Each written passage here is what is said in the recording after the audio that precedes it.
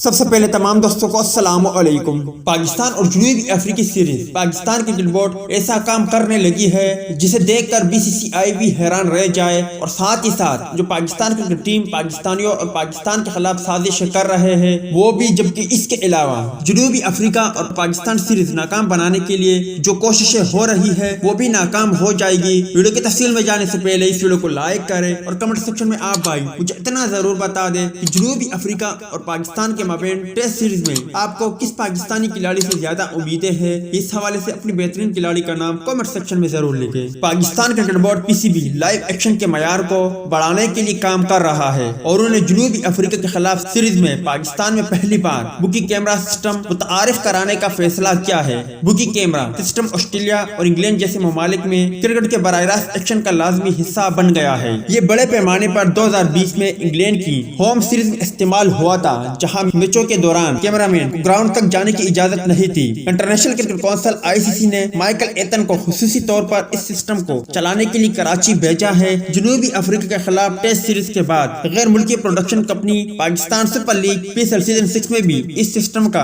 استعمال کرے گی۔ بکی کیم بنیادی طور پر سٹیپلائزرز اور 10x زوم بہترین ریموٹ کنٹرول کار ہے۔ یہ باؤنڈری لائن اور اس کے آس پاس اور بیٹسمینوں کی پویلین آنے جانے کی بہترین تصویر اپنے دیکھنے والوں کے لیے پیش کرتی ہے۔